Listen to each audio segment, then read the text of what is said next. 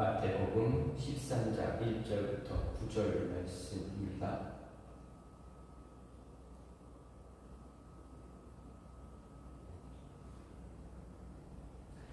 그날 예수께서 집에서 나가사 바닷가에 앉으시매 큰 무리가 그에게로 모여들거늘 예수께서 배에 올라가 앉으시고 온 무리는 해변에 서 있더니 예수께서 비유로 여러 가지를 그들에게 말씀하여 이르시되 씨를 뿌리는 자가 뿌리러 나가서 뿌릴새 더러는 길가에 떨어지매 새들이 와서 먹어버렸고 더러는 흙이 얕은 돌밭에 떨어지매 흙이 깊지 아니하므로 곧 싹이 나오나 해가 돋은 후에 타서 뿌리가 없으므로 말랐고 더러는 가시떨기 위에 떨어지면 가시가 자라서 기운을 막았고 더러는 좋은 땅에 떨어지면 어떤 것은 100배 어떤 것은 60배 어떤 것은 30배의 결실을 하였느니라. 귀 있는 자는 들으라 하시니라. 아멘. 오늘 말씀 마태복음 13장 1절부터 9절 말씀입니다. 많이 많이 듣고 알고 있는 그러한 말씀, 씨 뿌리는 자의 비유에 관한 이야기입니다. 마태복음 13장을 잘 보게 되면 천국에 대한 비유를 예수님께서 설명해 주고 있습니다. 그런데 이 13장에는 7가지의 천국에 관한 7가지의 비유를 이야기하고 있습니다. 먼저 오늘 말씀 보게 되면 1절부터 23절까지의 말씀은 씨 뿌리는 자에 대한 비유입니다. 1절부터 9절까지는 예수님께서 그 비유를 얘기하시고 10절부터 23절까지는 어떻게 보면 비유에 대한 설명문입니다. 그래서 같은 내용의 이야기가 1절부터 23절까지입니다. 그리고 24절부터 43절까지는 가라지와 가라지의 비유 그리고 겨자씨와 누룩의 비유를 이야기하고 있습니다. 44절, 45절, 46절은 감추인과 값진 진주에 관한 비유를 기록하고 마지막으로 47절부터 52절까지는 예수님께서 금을 비유를 말씀하신 뒤에 천국에 관해 깨닫게 된 자들에게 복음 전파의 의무를 다시 한번 강조하시는 그런 내용으로 이루어지고 있습니다. 그리고 비유란 무엇입니까? 비유란 추상적인 원리, 추상적인 그런 표현을 우리 일상생활의 친근한 사물이나 상황 등에 빗대어서 전달하는 일종의 그런 어떤 수사적인 기법입니다. 그리고 가르치고자 하는 내용을 상대로 하여금 이야기를 듣는 사람들로 하여금 조금 더 쉽고 인상 깊게 이해할 수 있도록 하는 그러한 효과가 있습니다. 천국을 인간의 언어로 직접 묘사하기에는 우리의 이해력이 한계가 있습니다. 하나님의 말씀, 복음을 이해하는 것도 우리에게 한계가 있습니다. 성령의 도움이 없다면, 성령님의 도우심이 없다면, 인도하심이 없다면 우리는 어떻습니까? 말씀을 다 이해할 수가 없습니다. 잘 생각해 보십시오. 믿는 사람들, 저와 여러분들이 성경을 이해하는 이해력과 믿지 않는 사람들의 이해력 분명 차이가 있습니다. 우리는 믿어지는데 어떻습니까? 믿지 않는 자들은 믿어지지가 않습니다. 왜 그렇습니까? 이유가 무엇입니까? 성령님이 우리에게 이해시켜 주시기 때문입니다. 우리에게 믿음을 허락하시고 그것을 믿게 해 주시기 때문에 우리는 말씀을 이해할 수가 있습니다. 그렇기 때문에 예수님께서는 당시 그 시대, 그 지역, 팔레스틴 그 땅에 친숙한 생활 풍경을 소재로 해서 천국의 특성 그리고 천국이 어떻게 도래하는가 그 과정에 관해서 가르친 것이 바로 마태복음 13장 그리고 그 안에 나타나는 비유들입니다. 예수님은 여기서 천국에 관한 비밀을 드러내기 위한 것뿐만 아니라 감추기 위한 목적도 있다라고 이야기합니다. 비유를 사용하시면서 천국을 좀 더 쉽게 말씀해 주셔서 우리가 이해할 수 있게도 하셨지만 또 천국의 비밀을 감추기 위해서도 동시에 비유를 사용하셨다라는 이야기입니다. 예수님이 사용하신 이 비유들은 제자들에게 더 큰 깨달음을 주는 것이었지만 어떻습니까? 바리새인들, 유대인들, 종교 지도자들, 예수님을 대적한 사람들 그들에게는 어떻습니까? 그냥 말씀의 특징만 잡고 자는 사람들에게는 그들이 귀에 들려도 이해하지 못하는, 보아도 볼 수 없는 그런 모습이 되어져 버립니다. 다시 말해서 누군가에게는 귀한 가르침이 되었지만 누군가에게는 눈과 귀를 막아버리는, 어둠에 빠지게 하는, 더 어둠에 빠져들게 하는 역할을 이 비유가 하는 것입니다. 그렇다면 우리는 오늘 우리에게는 이 비유가 어떤 역할을 하고 있는지 알아야만 합니다. 예수님이 말씀하신 오늘 본문이 우리에게 주는 역할은 무엇입니까? 가르침입니까? 어둠에 빠뜨리는 것입니까? 깨달음입니까? 아니면 눈과 귀를 막아버리는 것입니까? 물론 오늘 본문은 우리의 눈과 귀를 막는 역할을 하지 않습니다. 우리에게 귀한 깨달음을 주는 역할을 하고 있을 것입니다. 왜 그렇습니까? 우리는 이 비밀을 이미 알고 있기 때문입니다. 하나님께서 우리에게 지혜를 주시고 우리에게 말씀을 이해할 수 있는 능력을 허락하여 주셔서 우리로 하여금 말씀을 깨닫게 해주고 계신다라는 것입니다. 하지만 바리새인들과 같은 관점을 가진 사람들, 그들에게는 눈과 귀를 어둡게 하는 역할을 하는 것이 바로 오늘의 비유입니다. 천국 비유에 관한 비유들 가운데 오늘 말씀 씨 뿌리는 농부에 관한 비유입니다. 농부가 씨를 뿌립니다. 이 비유가 우리에게 주는 가르침은 바로 천국 하나님 나라, 이 씨 뿌리는 자의 비유는 하나님 나라는 각 개인 한 사람 한 사람이 복음에 대해 어떻게 반응하느냐에 관한 그런 이야기입니다. 복음을 듣고 말씀을 듣고 어떻게 반응했느냐에 관한 이야기입니다. 다시 말해서 각 개인의 반응이 얼마나 중요한가를 우리에게 가르쳐주고 있습니다. 예수님이 말씀하신 이 비유에 의하면 농부는 밭으로 나갔습니다. 씨를 뿌리기 위해서 밭으로 나가 씨를 뿌렸습니다. 그런데 말씀을 좀 자세하게 보게 되면 그 뿌려진 씨가 어디에 떨어지고 있는가입니다. 길가에 떨어지고 돌밭에 떨어지고 가시떨기에 떨어지고 그리고 좋은 땅에 떨어졌다. 네 가지의 땅에, 네 종류의 땅에 떨어졌다라고 분명히 이야기합니다. 그러면 왜 여기서 좀 더 고민해 볼 것이 있는데 왜 농부는 씨를 뿌릴 때 이렇게 네 종류의 땅에 씨가 뿌려지게 했느냐라는 것입니다. 만약에 농부가 좋은 땅에만 씨를 뿌리면 어땠을까? 왜 농부는 좋은 땅에만 씨를 뿌리지 않고 네 종류의 땅에 씨를 뿌렸는가입니다. 좋은 땅에만 씨를 뿌리면 씨도 절약되어집니다.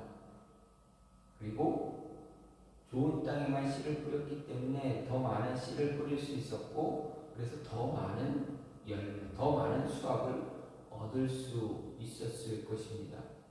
그런데 농부는 좋은 땅에만 씨를 뿌리지 않았습니다. 왜 그랬을까?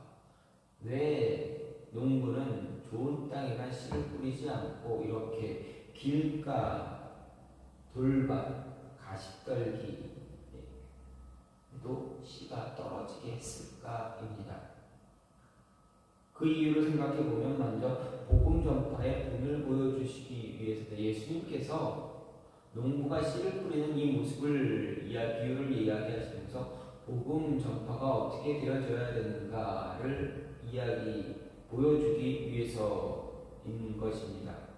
농부는 왜 씨를 뿌릴 때 좋은 땅에만 뿌리지 않고 각기 다른 종류의 땅에도 씨가 뿌려지게 했는가 생각해 볼 때 농부의 특성상 씨를 뿌릴 때는 나쁜 땅, 즉 길가나 돌밭 가시떨기에는 뿌리지 않아야 하는 것이 정상입니다. 왜 그렇습니까? 그곳에는 수확을 얻을 수가 없는 땅이기 때문입니다. 그런데 예수님은 농부가 그런 곳에도 씨를 뿌렸다라고 얘기했을 때 예수님 농부가 씨를 뿌릴 때 열매를 얻을 수 없는 땅에도 뿌렸다라고 말씀하셨습니다. 예수님은 이 비유를 해석하실 때 농부는 말씀을 전하는 자로 씨를 말씀으로 제자들에게 해석해 주셨습니다. 오늘 말씀 마태복음에는 이러한 내용이 없지만 10절부터 23절 내용에서는 이 농부에 대해서 그리고 씨에 대해서는 해석이 되어 있지 않지만 마가복음 4장과 누가복음 8장을 보게 되면 농부는 말씀을 전하는 자라 이야기하십니다. 그리고 씨는 그 말씀이다라고 예수님은 정확하게 말씀하시고 계십니다. 예수님의 이런 해석을 통해서 우리가 알 수 있는 것은 바로 말씀을 전하는 복음 전파는 차별이 없어야 한다라는 것을 생각할 수가 있습니다. 분명 말씀을 듣고 그 안에 머무는 자는 한정되어져 있습니다. 정해져 있다라고 할 수 있습니다. 그런데 왜 정해져 있는 자에게만 말씀을 전하지 않고 모든 사람을 대상으로 전하는가입니다. 여기에는 분명한 뜻이 포함되어져 있습니다. 예수님 당시 농부는 누구라고 할 수 있습니까? 예수님이 이렇게 지금 말씀을 가르치는 이 시기 이때 농부는 누구입니까? 바로 예수님 자신을 이야기할 수가 있습니다. 예수님은 제자들에게 말씀을 전하고 가르치셨습니다. 뿐만 아니라 예수님은 자신을 따르는 수많은 백성들을 향해 말씀을 전하시고 가르치셨습니다. 그 수많은 사람들 가운데 바리새인들도 포함되기도 합니다. 그들은 예수님을 어떻게 하면 정죄할 수 있을까 해서 따라다녔던 자들입니다. 예수님은 모두에게 말씀을 전하시고 천국 복음의 진리를 이야기하셨습니다. 본문에서처럼 비유로 전하기도 하셨지만 산상수훈처럼 직접적으로 말씀하시기도 하셨습니다. 많은 이적과 기적을 통해서도 가르치시고 전파하셨습니다. 예수님이 이렇게 하신 진정한 이유는 무엇입니까? 제자들과 그리고 우리들에게 가르침을 주기 위해서입니다. 바로 복음을 전할 때 본을 보여주시기 위해서입니다. 예수님은 말씀을 받아들일 수 있는 사람들 분명 알고 계십니다. 어떤 사람이 누가 내가 이야기할 때 내 말을 진지하게 듣고 마음으로 받아들이는 자인가? 예수님은 분명 알고 있습니다. 복음을 받아들일 수 있는 자들을 이미 정하셨다라고 하셨기 때문입니다. 굳이 모든 땅에 씨를 뿌리지 않아도 됐습니다.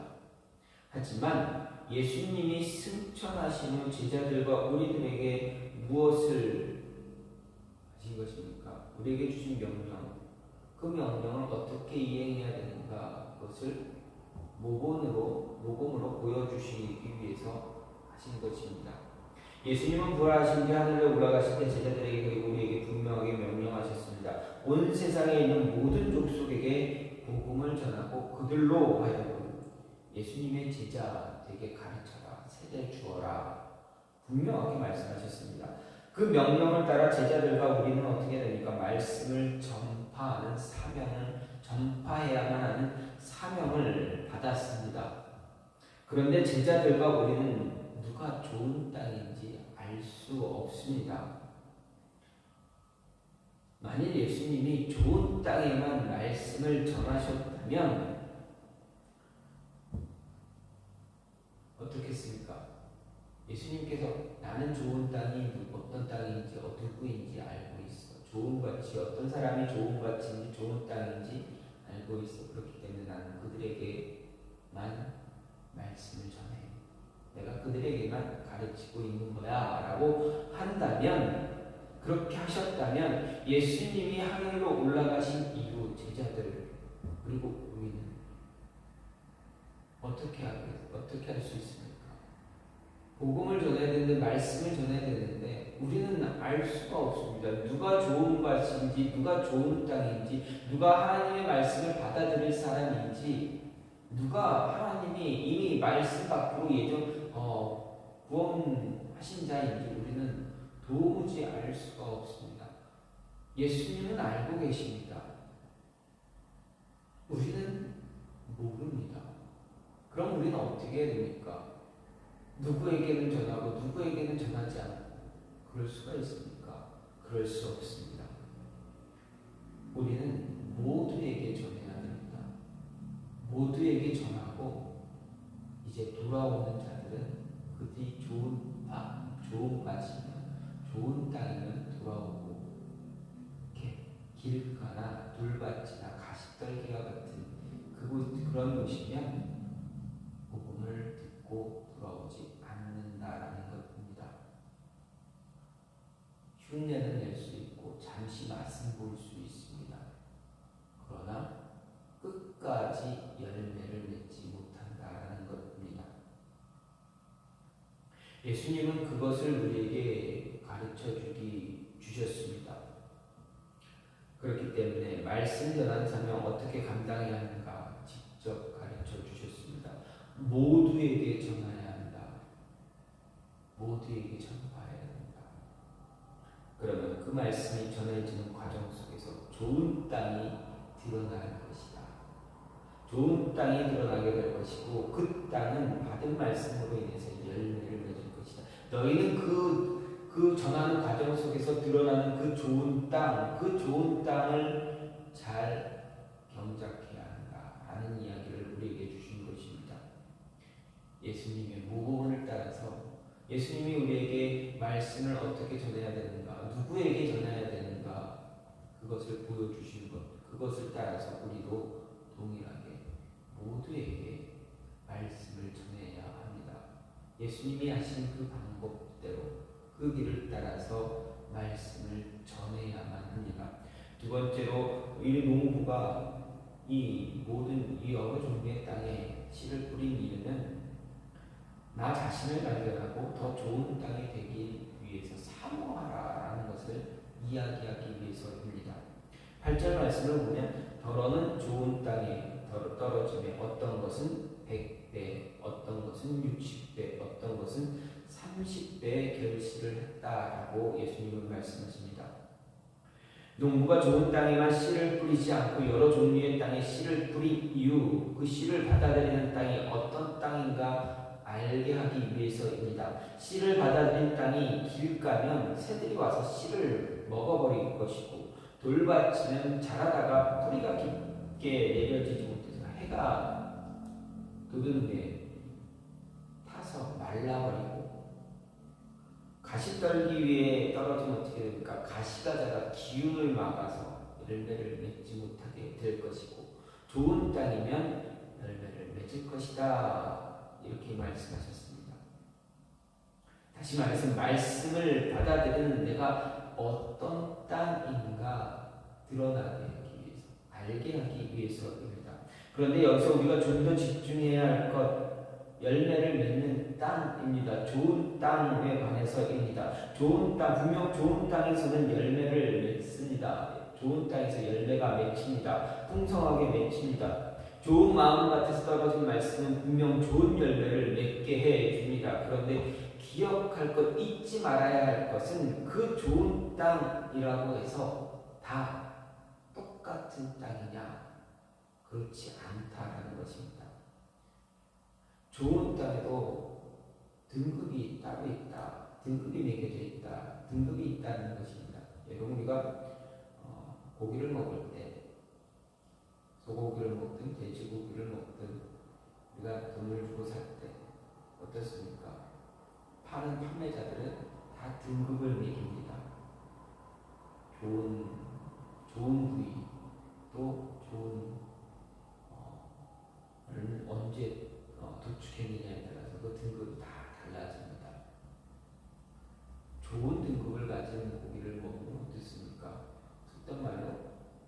입 안에서 살살 녹는다라고 이야기합니다. 정말 입 안에서 녹는지 안 녹는지 잘 모르겠습니다.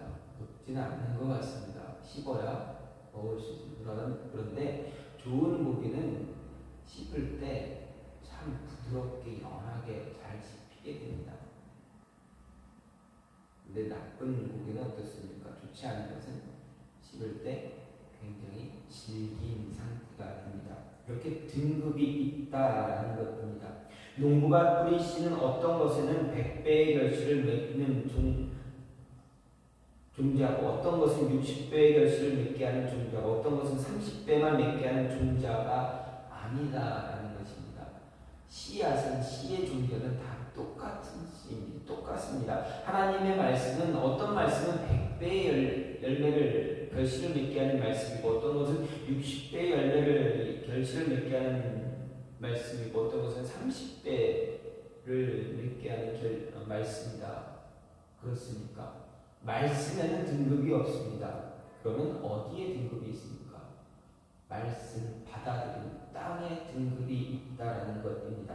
농부가 뿌리신 종자는 모두 같은 종자, 같은 말씀입니다. 그런데 결실이 다르다는 것은 좋은 땅이지만 그 가운데 좋은 땅에 등급의 차이가 있었다. 분명히 있다라는 것을 말한 것입니다.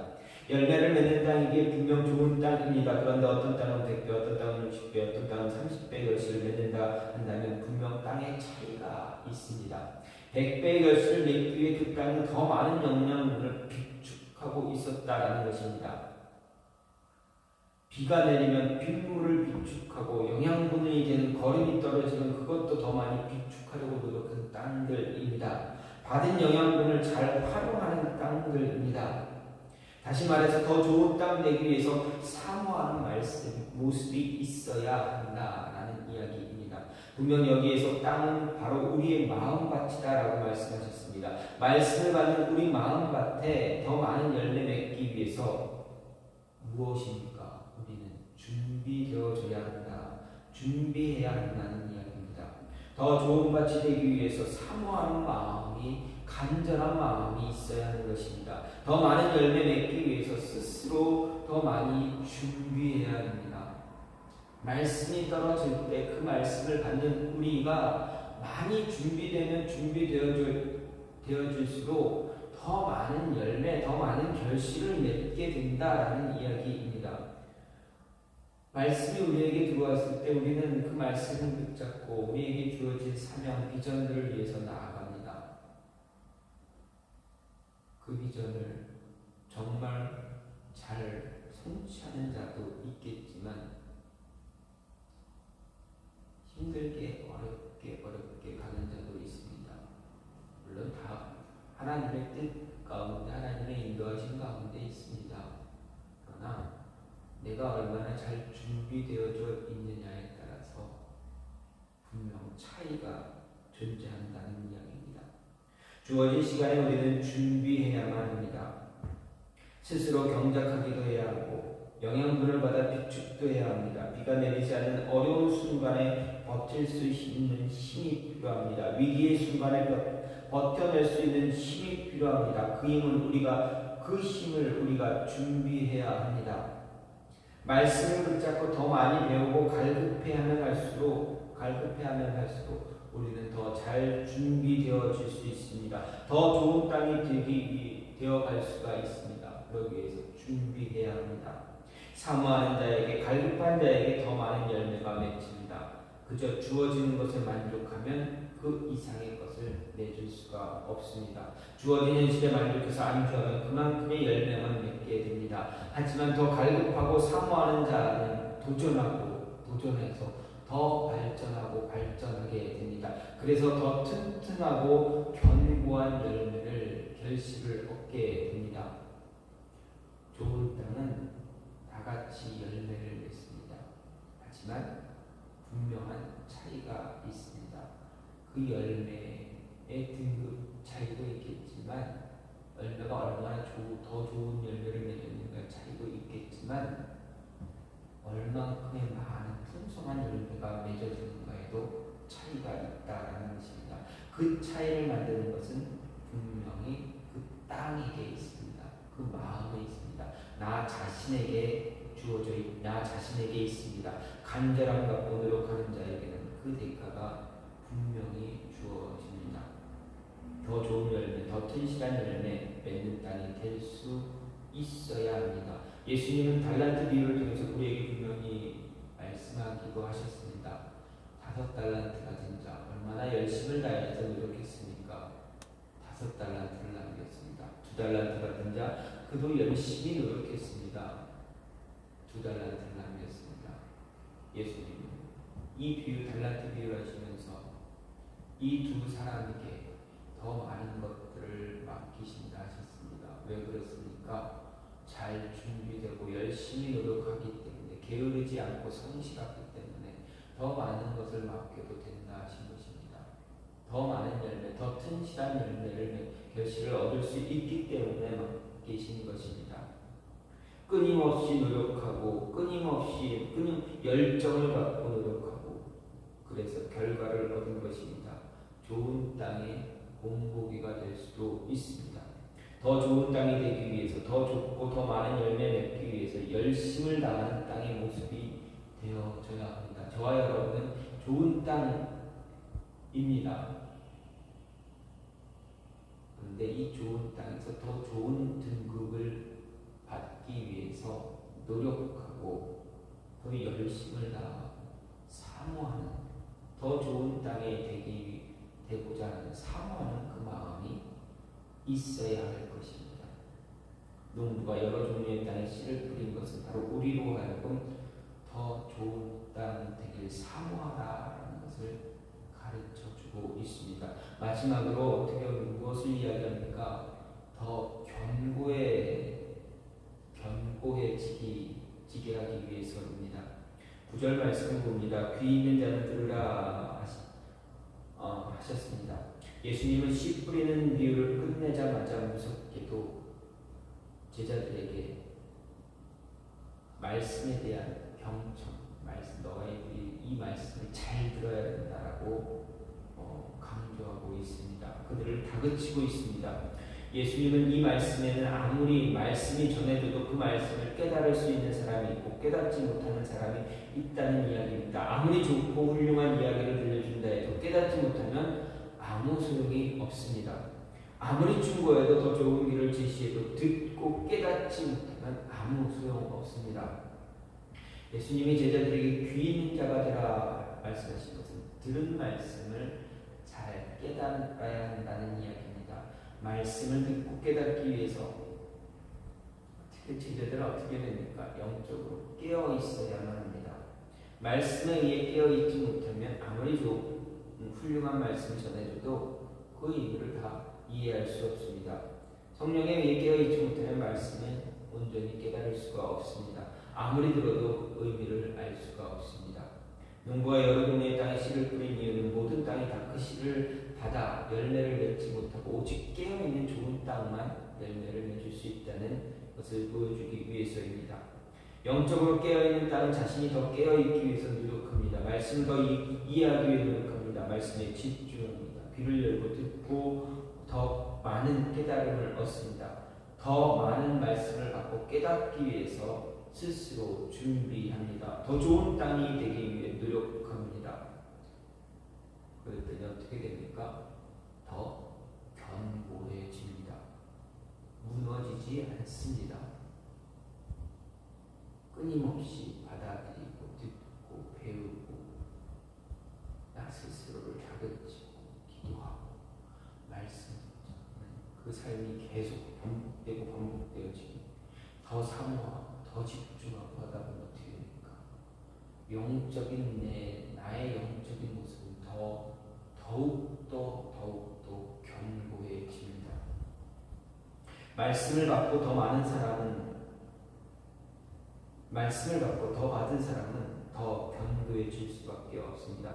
영적으로 깨어있기 위해서 말씀을 붙잡힌 사람은 그 말씀 위에 터를 세웁니다. 반석 위에 집을 세우게 됩니다. 견고한 믿음 위에 교회는 더 견고하게 세워지게 됩니다. 그리고 더 견고하게 세우기 위해 행동하게 됩니다. 들은 말씀 삶에 실천하기 위해서 행동합니다. 그 행동은 믿음을 더욱더 견고하게 세워줍니다. 만들어줍니다. 듣고 행함으로 인해 믿음은 더 견고해집니다. 흔들리지 않습니다. 듣고 더욱 견고해지기 위해서 우리는 언제나 우리 마음을, 생각을 말씀에 집중하고 그 말씀에 고정시켜야 합니다. 예수님의 이 비유는 우리의 마음을, 생각을 언제나 예수님께 고정시키게 하기 위해서입니다. 우리의 시선이 말씀에, 예수님께 고정되어 있어야 우리는 더 영적으로 깨어 있을 수 있습니다. 그리고 그 말씀에 더 순종할 수 있고 말씀을 삶에 실천할 수 있는 자가 됩니다. 스스로 끊임없이 견고하게 세우기 위해서, 더욱더 견고해지기 위해서 노력하게 됩니다. 세상의 소리에 귀를 기울이지 않습니다. 유혹이 아무리 커다란 유혹이 와도 흔들리지 않습니다. 무너지지 않습니다. 우리가 흔들리지 않고 무너지지 않으면 어떻게 됩니까? 교회는 더욱더 굳세집니다. 견고해집니다. 왜 그렇습니까? 저와 여러분 한 영혼 한 영혼, 한 사람 한 사람이 다 교회이기 때문입니다. 우리가 굳건해지면 교회는 흔들리지 않습니다. 무너지지 않습니다. 아무리 코로나가 우리를 흔들어도 무너지지 않습니다. 이보다 더 큰 팬데믹 상황이 들이닥친다 할지라도 우리는 무너지지 않습니다. 교회는 무너지지 않습니다. 나 자신이, 내 영적인 모습이 연약해지고 길가가 되고 돌밭이 되고 가시떨기가 되면 무너질 수밖에 없습니다. 그러나 좋은 땅이고 그 좋은 땅 가운데서 더 좋은 땅이 되기 위해서 끊임없이 노력하는 그런 모습을 갖고 있다면 더욱더 단단해지고 굳세지고 견고하게 우리의 영적인 모습은 세워질 것입니다. 그러면 어떻게 됩니까? 아무리 힘든 팬데믹 상황이 올지라도, 아무리 우리에게 힘든 어떤 고난이 다가올지라도 이겨낼 수 있습니다. 잠깐 길을 가다가 발을 헛디뎌 휘청하는 그런 모습은 있을 수 있습니다. 그러나 어떻습니까? 넘어져서, 휘청했다고 넘어져서 아예 주저앉습니까? 그렇지 않습니다. 다시 일어나 툭툭 털고 걸어가면 됩니다. 그런 모습이 되어줘야 합니다. 예수님은 우리에게 그것을 요구하고 있습니다. 농부가 씨를 뿌릴 때는 언제나 좋은 땅에 뿌리기 마련입니다. 돌밭이나 길가, 가시떨기에 뿌리지 않습니다. 그것이 농부의 특성입니다. 하지만 오늘 말씀 비유에서 농부는 여러 종류의 땅에 씨를 뿌렸습니다. 물론 본문에 등장하는 네 가지의 땅은 별개의 각각의 땅이 아닙니다. 한 밭에 있는 다양한 땅의 상태를 이야기합니다. 왜냐하면 원래 팔레스틴에는 밭을 일구기 전에 씨를 뿌리는 풍습이 있었습니다. 씨가 떨어지는 밭은 대부분 돌이나 가시도 섞여 있었고 잡초도 어느 정도 나 있었기 때문입니다.